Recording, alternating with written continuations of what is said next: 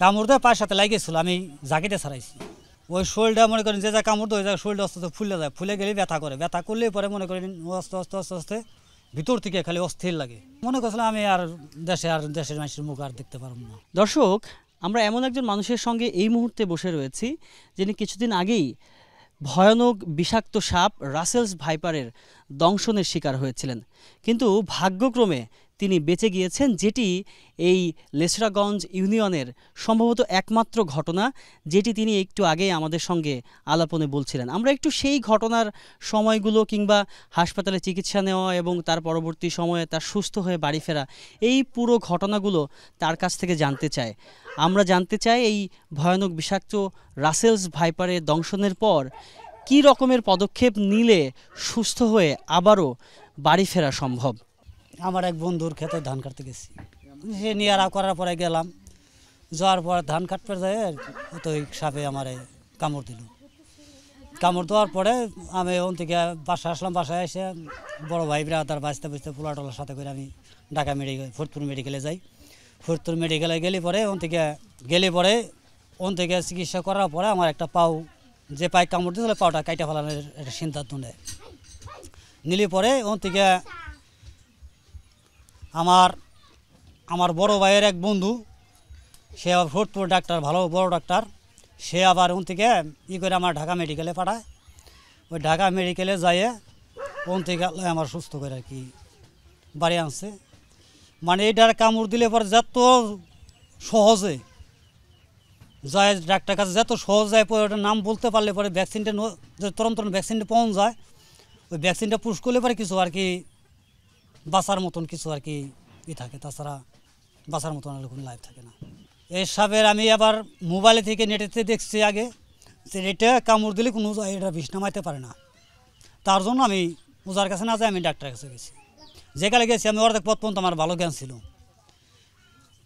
তারপরে মোটামুটি সেম্বিঘাট পাড় দিয়ে যাওয়ার পরে আমার মনে বমি হয়েছে। বমি হইলে পরে আমি মানে আর কি হয়েছে ওইটা আর বলতে পারলাম না। হাসপাতাল যায়, সেলাইন দেওয়ার পর আর কি মানুষ আর কি কিছু কিছু আর কি কথা কইলে সব মনে কর্ণে শুনতাম আর কি, ভালো জানতাম। ওই শোলটা মনে করেন যে যা কামড় দেয় ওই জায়গায় শোলটা আস্তে আস্তে ফুলে যায়, ফুলে গেলে ব্যথা করে, ব্যথা করলে পরে মনে করেন আস্তে আস্তে আস্তে আস্তে ভিতর থেকে খালি অস্থির লাগে। অস্থির লাগিয়ে মনে করেন খালি ভিতরতে বমি আসে। বমি আসলে পরে মনে করেন এই বমি হইলে পরেই মানে শরীর একবার ক্লান্ত হয়ে যায়, মানে আর চোখে কিছু দেখা যায় না, চোখের পাতা বেঁচে পড়ে যায়। হ্যাঁ, এটা আমাদের পাশের গ্রামে যে মোড়ে নরসিনাল ইউনিয়ন, ওই জায়গায় একটা মহিলার কামড় দিয়েছিল এই বছর 2-3 আগে, সে মারা গেছে। এই মোড়ে এই যে এটা ভগবানচর কয়, ভগবানচর একটা ছেলের কামড় দিয়েছিল, সেও মারা গেছে। এগুলো শুনে হেরলো আমার লই ধারণা হয়েছে যে এগুলো ওজার কাছে গেলে পরেই এগুলো বাঁচার মতন কাজে নাই।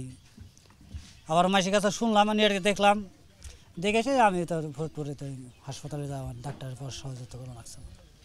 কামড় দেয় পায়ের সাথে লাগিয়েছিল, আমি জাকিতে ছাড়াইছি। না, পাইনি। পরে আমি পাশে লোক আসছিল, লোকে উঠছি, লোকে উঠার পরে সবাই 3-4 জন আসছে, তালাশ করছি, আর ওটা পাইনি। না, আমার কোনো আশা ছিল না। মনে করছিলাম আমি আর দেশের মানুষের মুখ আর দেখতে পারবো না। আল্লাহ বাসে আনছে, এই পর্যন্ত আইসি। তাই তো দেশের মানুষের সবাই আমার জন্য আশীর্বাদ করছে, দোয়া দাওয়া করছে, কান্নাকাটি করছে। আমি এলাকার মধ্যে তার কেউ সাথে আমি কোনোদিন 2 নম্বরই কোনো খারাপ ব্যবহার, মানুষের হাতে কোনো সালাবাঞ্চুদ এসবগুলো করিনি। আমার অত্র এলাকার সবাই আমার জন্য খুব কান্নাকাটি করছে। মানে মেলা মানুষ আমার সহযোগিতা করার জন্য, মনে করেন টাকা পয়সা শ্রম দিয়ে মেলা মানুষ আমার সহযোগিতা করার জন্য আমার পাশে যাইবে না ছিল আর কি। আল্লাহ সেপাতে আমার যাই, আমার বাড়ির যা ছিল তাই দেয়, ভাই ব্রাদার বাঁচতে বুঝতে ছেলে সন্তান দিয়ে আল্লাহ ভাই চিকিৎসার মাধ্যমে বাইরে আসছে।